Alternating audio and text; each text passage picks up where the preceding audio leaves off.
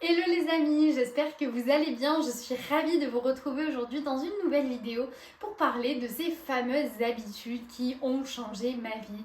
Habitudes qui font du bien, habitudes qui permettent vraiment d'avoir ce petit moment pour soi au quotidien, mais surtout habitudes qui sont réalistes. Pourquoi je précise ça?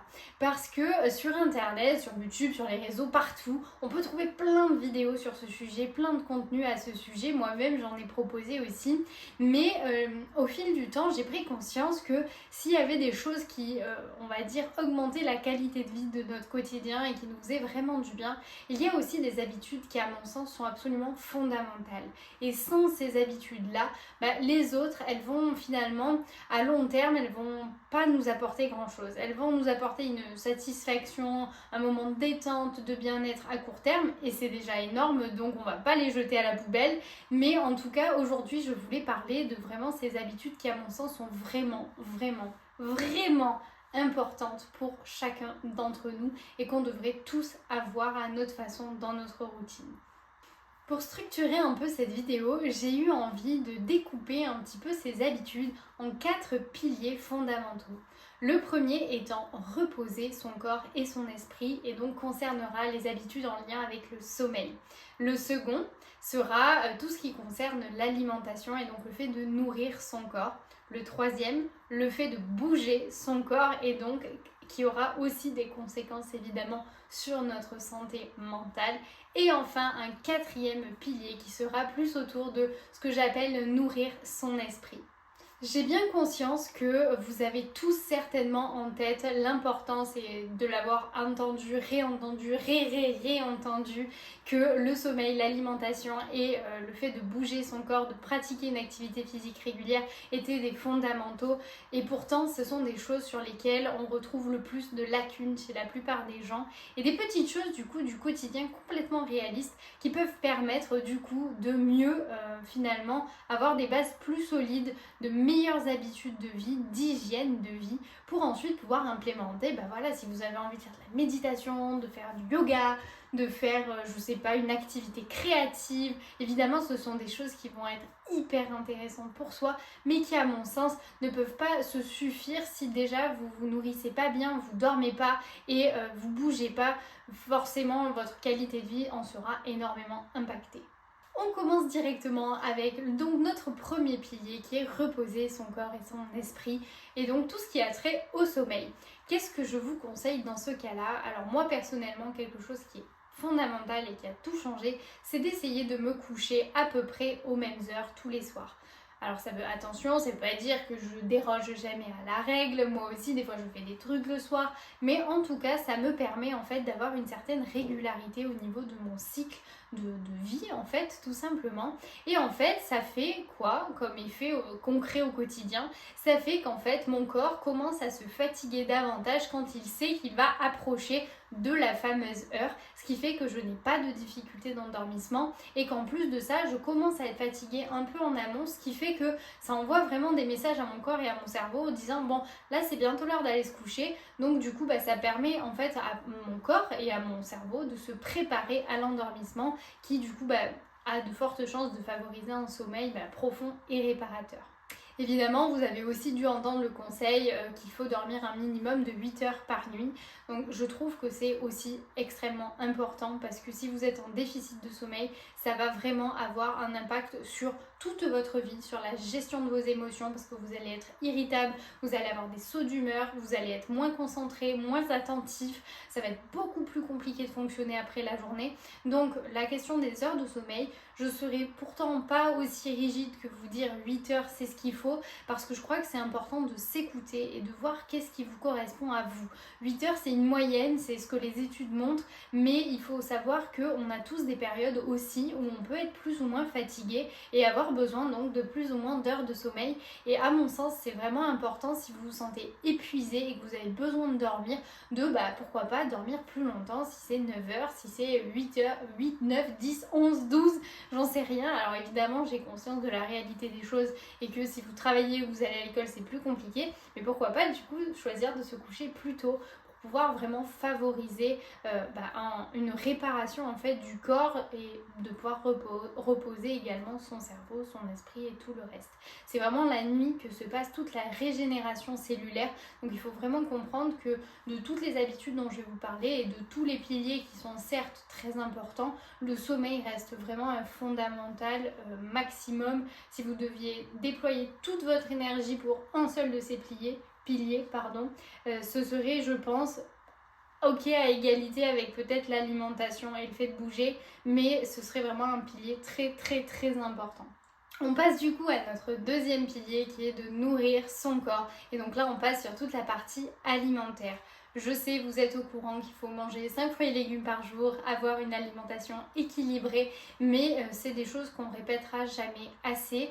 Et en plus de ça, du coup, moi j'ai quelques petits conseils à vous donner, puisqu'on dit aussi que c'est très important de consommer des produits les plus bruts possibles, de pouvoir avoir des plats qui ne soient pas forcément transformés, avec des plats qui ne soient pas non plus trop gras, trop riches en sucre raffiné. Enfin bref, du coup, comment on peut faire avec tout ça? Et bien pour ça, j'ai 2 conseils à vous proposer. Après réflexion, j'ai en fait 3 conseils à vous donner pour ça, pour faciliter un peu votre quotidien. Le premier, c'est pour tout ce qui va être petit budget, si c'est pas facile de pouvoir acheter une grande variété d'aliments, notamment les fruits et les légumes, c'est quand même quelque chose qui est quand même onéreux, on va pas se mentir. Donc ça peut parfois être difficile d'acheter tout simplement des choses simples comme ça et qui sont pour autant des éléments bruts qui sont du coup très intéressants pour notre santé. Et bien c'est de ne pas hésiter à aller même dans tout ce qui va être les supermarchés. Alors je sais pas si c'est un nom très spécifique, peut-être que vous pourriez me le dire dans les commentaires si vous êtes au courant, mais ce sont des épiceries qui en général sont un petit peu anti-gaspi et qui récupèrent en fait parfois les produits des supermarchés dont ils ne peuvent pas vendre parce que ça ne respecte pas les normes normales. Alors qu'est-ce que j'entends par là? C'est que par exemple, vous savez, les fruits et les légumes, il faut qu'ils aient un certain calibre, une certaine taille, un certain poids, une certaine forme, et parfois un légume qui est complètement comestible et qu'on peut manger sans aucun problème, mais parce qu'il est un peu tordu ou parce qu'il n'est pas complètement comme il faut, les supermarchés ne peuvent pas le vendre et donc vont le jeter. Et en fait, il y a des épiceries, des associations qui vont récupérer, donc je parle de fruits et légumes, mais ça marche aussi avec des produits du quotidien, mais qui vont récupérer ça et du coup les vendre à des prix plus petits. Donc il faut surtout pas hésiter à se renseigner sur ces enseignes près de chez vous et à voir un petit peu qu'est-ce qui est possible de faire, parce que je trouve que c'est une super solution. Ensuite, le deuxième conseil que j'aimerais vous donner, c'est du coup de ne pas hésiter, si vous n'avez pas le temps ou que vous êtes du style à un peu commander des trucs à l'extérieur ou acheter des plats tout faits, c'est de commencer par cuisiner peut-être un plat par semaine vous-même et vraiment vous faites la recette de A à Z et vous allez voir la différence. Honnêtement, c'est un petit pas qui fait que peut-être après vous allez avoir envie de le déployer et de cuisiner beaucoup plus souvent. Mais honnêtement, quand on cuisine soi, parfois ça revient déjà moins cher puisque les éléments bruts sont parfois plus abordables. J'arrive plus à trouver le mot, plus abordable que quand vous achetez dans un restaurant, chez un traiteur ou peu importe. Et du coup, ça vous permettra aussi de prendre goût à ce que vous mettez dans votre assiette et à mon sens aussi de travailler votre relation à votre alimentation, à savoir que quand on le fait nous, on a investi du temps, de l'énergie, de l'effort et donc vous allez, je pense, être beaucoup plus enclin à manger ce que vous avez cuisiné plutôt que si vous l'aviez acheté tout fait, puisqu'il y a un peu cette satisfaction aussi de l'avoir fait soi-même. Donc je trouve que c'est quand même quelque chose qui peut être sympa d'implémenter. Si c'est déjà ce que vous faites, tant mieux, continuez parce que c'est, je pense, la meilleure façon de pouvoir avoir une bonne hygiène de vie de ce point de vue-là, de façon durable. Ensuite, troisième conseil qui concerne vraiment si vous devez emporter votre plat. Emporter votre plat, c'est-à-dire si vous ne pouvez pas manger forcément dans une cantine ou que vous êtes au boulot et que vous êtes obligé d'aller au restaurant ou que c'est un peu compliqué. Moi, ce que j'ai toujours fait en étant étudiante, mais toujours, alors je sais que les étudiants c'est une parenthèse parce que parfois il y a aussi le repas à 1 € avec le Crous, je sais pas si c'est toujours d'actualité, mais ça j'avoue que c'était vraiment intéressant parce que du coup vous pouviez manger un repas très équilibré pas grand chose. Mais du coup moi j'ai toujours fait mes propres gamelles, mes plateaux repas que je m'emportais, mes Tupperware pour le dire autrement. Et ça, alors j'avoue que ça a ses avantages et ses inconvénients. L'avantage, c'est que vous pouvez vraiment manger ce que vous voulez et donc vous pouvez vraiment avoir une alimentation équilibrée et adaptée, on va dire, à vos besoins, à vous et à vos envies. Là où c'est un peu plus compliqué, c'est que parfois on n'a pas forcément accès à un micro-ondes ou à un frigo, donc je sais que ça peut être un peu compliqué dans certains cas. Après, moi personnellement, pendant mes années d'études, j'avais pas trop de problèmes avec le fait de manger froid même en hiver, donc je mangeais beaucoup tout ce qui était salade composée, style un peu Bouddha bol, des trucs comme ça. Donc du coup je faisais beaucoup de trucs comme ça qui me permettaient d'avoir une alimentation vachement équilibrée, mais j'avoue froide. Alors après il faut faire des concessions, mais en tout cas voilà, ça fait partie des choses qui je trouve sont hyper intéressantes au quotidien. Un point aussi qui est complètement en lien avec l'alimentation mais que j'ai pas abordé ici, je vous ai fait toute une vidéo sur l'effet en fait de prendre soin de ses intestins sur notre santé mentale et notre cerveau, qui est une vidéo que j'ai adoré vous faire et que vous avez beaucoup apprécié, donc je vous la mettrai dans le petit et dans la barre d'infos.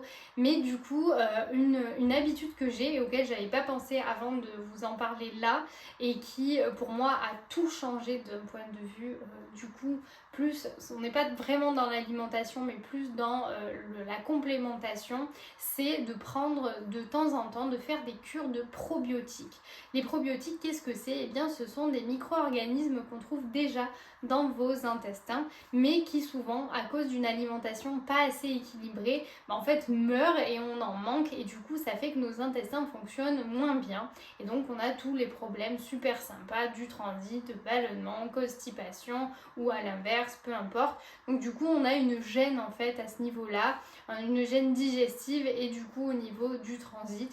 Donc du coup moi je trouve que c'est quelque chose qui est hyper intéressant et mais comme tout complément d'ailleurs, surtout si vous n'avez pas l'habitude et que vous ne savez pas trop comment vous y prendre, parce qu'il existe plein de choses dans ce domaine-là, n'hésitez pas à en parler à votre médecin ou à demander conseil à un pharmacien, puisqu'on en trouve aussi dans les pharmacies, avant de vous lancer, puisque c'est important aussi de pouvoir faire un petit check-up pour vérifier que c'est ok pour vous et qu'il n'y a pas de soucis particuliers avec si vous avez par exemple une pathologie à ce niveau-là.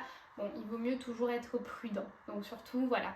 C'est un conseil qui, à mon sens, a vraiment beaucoup changé de choses, mais à prendre avec précaution. On passe ensuite à notre troisième pilier qui est bouger son corps. Et oui, on revient au basique. Je vous ai fait justement une vidéo précédemment sur le lien entre le sport et la santé mentale. Donc surtout, n'hésitez pas à aller la voir si ça vous intéresse. Mais de façon générale, mon petit conseil par rapport à ça, déjà, c'est de ne pas vous prendre la tête. Dans le sens où ne vous forcez pas à faire des choses que vous n'avez pas envie de faire. L'important, c'est que vous y trouviez du plaisir. Donc il ne faut pas que ce soit une contrainte, sinon vous n'allez pas tenir sur la durée. Donc le sport, ce que j'entends sport, en fait, c'est pas vraiment forcément une activité sportive, ça peut être simplement de bouger, ça peut être d'aller se balader dans la nature si ça vous fait du bien, ça peut être d'aller promener votre chien un peu plus souvent, ça peut être, moi ce que je faisais en tant qu'étudiante, c'est que je me garais un petit peu plus loin que là où j'allais à la fac et j'y allais à pied, donc j'avais à peu près aller-retour, j'avais une demi-heure de marche par jour, c'est pas gigantesque mais c'est déjà pas mal. Et aussi de ne pas hésiter à prendre les escaliers au lieu de l'ascenseur quand vous le pouvez. Je sais que des fois on n'a pas envie parce qu'on doit aller super loin, mais vraiment c'est sympa, ça permet de bouger un petit peu son corps et de se réactiver. Donc ça je trouve que c'est toujours un bonus. En plus de ça, un autre conseil qui pour moi a été fondamental à plein de niveaux, en fait j'allais dire au niveau de mon corps mais pas que, c'est de pratiquer des étirements. Alors j'entends pas étirement pour faire le grand écart ou si vous avez envie c'est super et pas de problème, mais on se tient très mal, surtout si vous êtes quelqu'un de sédentaire, que vous travaillez à un bureau assis, on se tient souvent extrêmement mal et donc du coup on a plein de tensions qui se créent partout dans le corps et à mon sens c'est vraiment important de pouvoir avoir des étirements. Alors si vous pouvez journalier, c'est parfait, sinon au moins 1 à 2 fois par semaine, voire 3 si vous arrivez un peu à garder la cadence, c'est absolument génial, c'est hyper bénéfique et en plus ça peut aussi être un moment de détente et de relaxation pour vous, même si je suis bien d'accord avec vous que quand on s'étire et quand on travaille sa souplesse, c'est pas toujours super agréable, mais après on se sent tout de suite mieux. On arrive enfin à notre quatrième et dernier pilier qui est de nourrir son esprit. Alors le premier conseil, number one à retenir de cette catégorie qui pour moi a tout changé, c'est d'essayer de ne pas utiliser d'écran au moins 1 heure avant de me coucher et au moins pas la première chose que je fais le matin. Pourquoi c'est très important? Parce que en fait c'est en lien avec le sommeil tout simplement. Les écrans vont stimuler forcément nos yeux et donc si on regarde même la télé, notre téléphone ou quoi avant de dormir, il y a de fortes chances, si vous êtes déjà quelqu'un qui a un peu du mal à vous endormir, que ça vous aide encore moins et que ça vous maintienne éveillé plus longtemps. Donc du coup, en plus, c'est une occasion de préparer votre corps à aller se coucher ou le matin à se réveiller calmement, tranquillement et de pouvoir être un peu plus présent avec vous. Donc ça peut être un moment, voilà, le matin si vous voulez vous étirer, prendre le temps d'ouvrir vos fenêtres, d'aérer un peu la chambre, d'aller prendre votre petit déjeuner, enfin peu importe, avant de toucher à votre téléphone. Et le soir, ça peut être un petit moment pour soi, ça peut être un moment où vous faites, je sais pas, des soins, où vous lisez un livre ou quelques pages d'un livre, ou enfin voilà, un moment où on est un peu déconnecté de ce monde virtuel dans lequel on se trouve quand même majoritairement, et de vraiment prendre un temps pour soi, pour au moins à ces 2 moments de la journée, de se dire je termine ma journée en pleine présence et je la commence aussi en pleine présence et en pleine conscience. Donc ça pour moi c'est quelque chose que je trouve vraiment qui fait la différence au quotidien. Je me sens beaucoup plus consciente, beaucoup plus éveillée et puis beaucoup plus à l'aise en fait, je me sens beaucoup plus apaisée, c'est très étrange. Pourtant je regarde pas des choses très spécifiques sur mon téléphone, mais ça fait vraiment sa différence. Donc je vous invite vraiment à essayer et dites-moi dans les commentaires si vous y voyez une différence, parce que je trouve que pour le coup c'est vraiment une habitude qui fait au début on a un peu du mal, mais après quand on s'y tient vraiment ça fait du bien. Ensuite, un autre conseil dans cette même lignée, ça va vraiment être de pratiquer plein de choses autour de la pleine conscience et de la pleine présence. Qu'est-ce que j'entends par là? C'est prendre quelques minutes, ne serait-ce que pour respirer. Respirer en pleine conscience, qu'est-ce que c'est simplement? C'est vous concentrer juste sur votre respiration et non pas sur toutes ces pensées qui se bousculent dans votre tête, non pas sur ce que vous allez devoir faire tout à l'heure, ce que vous avez fait un peu plus tôt ou ce que vous allez avoir à faire le mois prochain. Non, c'est juste vous retrouver dans cet instant, juste en vous concentrant sur votre respiration, sur votre corps, sur vos sensations. Et ça paraît très bête à dire parce qu'on l'entend un peu partout et ça fait un peu parfois ésotérique, mais vraiment je vous promets, si vous vous y tenez et que vous faites l'effort de faire ça, ne serait-ce que 2 minutes dans la journée, c'est pas un problème. Après vous y trouvez aussi votre rythme et votre façon de faire, mais c'est vraiment quelque chose qui a été très transformateur. Voilà, pour moi, au niveau de ma sensation d'être présente au quotidien et puis au niveau de mon attention aussi, je trouve que je suis beaucoup plus présente, beaucoup plus concentrée, beaucoup plus disponible après. Donc c'est vraiment quelque chose que je trouve super intéressant à faire. En plus de ça, ça peut être évidemment après s'étendre à des pratiques de méditation, à des pratiques d'activité physique aussi avec ce penchant spirituel, donc je sais pas, le yoga, le tai chi, enfin peu importe ce qui vous parle aussi, mais déjà vous concentrer sur votre respiration, ce sera pas mal du tout. Avant-dernier conseil, ce serait de commencer sa journée et de terminer sa journée, donc un peu comme tout à l'heure pour les écrans, mais cette fois-ci en énumérant les choses pour lesquelles vous avez ressenti de la joie aujourd'hui, vous en ressentez à ce moment-là, pour lesquels vous êtes reconnaissant, pour lesquels simplement vous vous sentez bien et vous êtes heureux d'être là. Ça paraît hyper surfait également, mais en fait ça va conditionner votre cerveau au fil du temps à commencer en fait la journée et la terminer. Donc vraiment ces 2 cycles sur une pensée qui va être plutôt positive au lieu d'être tournée sur l'anxiété du lendemain ou l'anxiété de la journée qui vient de s'écouler ou le fait de penser à 3000 trucs en même temps et donc de ne pas arriver à s'endormir tellement on pense à plein de choses. Et je suis sûre que vous êtes très nombreux à vraiment connecter avec ce que je dis. Ça permet vraiment de se reconnecter à des choses simples du coup, mais aussi à amener notre attention sur de la positivité. Je pense qu'on est tous d'accord pour dire que malheureusement dans notre environnement on a énormément de stimuli négatifs ou en tout cas qui nous procurent des émotions qui vont être plutôt à valence négative ou plutôt désagréables, et donc je pense que c'est pas du luxe que au départ se forcer un peu parce que c'est pas si évident, vous allez vite le voir, mais de prendre ce temps-là pour essayer de changer un petit peu son état d'esprit, même si après on n'y pense plus, c'est pas un problème, mais au moins on aura commencé et terminé notre journée sur cette note-là, et je trouve que ça fait vraiment une différence. Et enfin, on se retrouve sur ce dernier conseil de cette vidéo qui est aussi quelque chose que j'ai eu du mal à tenir pendant longtemps, mais qui pour le coup a encore une fois fait une grande différence. Notamment si vous êtes quelqu'un qui avait en cours un travail introspectif, que c'est important pour vous de travailler un petit peu votre relation à vous-même, c'est justement de tenir un journal ou de pratiquer le journaling comme on dit. En tout cas, c'est simplement le fait de mettre à plat, donc sur le papier, vos pensées, vos émotions, en fait ce que vous voulez. Vous pouvez écrire 3 mots, vous pouvez écrire un roman, vous pouvez écrire ce que vous avez envie. L'idée c'est vraiment que vous puissiez avoir un espace de dépôt de ce que vous éprouvez. Ça peut être pour s'en souvenir, ça peut être simplement pour décharger, ça peut être pour transformer vos émotions en une activité artistique. Je sais pas moi, faire des poèmes et faire des petits dessins et en même temps écrire des choses à côté. Ce que vous voulez, ce qui vous parle, ce qui est important pour vous. Vraiment l'idée c'est qu'il n'y ait pas de règles et que ce soit vraiment un moment pour vous, mais ça permet vraiment d'avoir une décharge de ça, de vos émotions, de vos pensées aussi. C'est très intéressant dans l'anxiété d'avoir ce genre de pratique. C'est quelque chose dont je vous parlerai un petit peu plus tard dans une autre proposition, mais ça peut être quelque chose d'extrêmement intéressant aussi pour prendre du recul et prendre conscience des choses qui nous traversent, parce que c'est vrai qu'on n'a pas forcément tous conscience de toutes nos pensées, on en a trop, et du coup parfois on se rend même pas compte tant qu'on les écrit pas que notre attention est souvent dirigée vers certaines choses très spécifiques, et donc ça permet de prendre du recul et de pouvoir après peut-être les travailler si tel est votre désir. Donc voilà, c'est tout pour aujourd'hui. C'était une longue vidéo, mais j'espère qu'elle vous aura plu.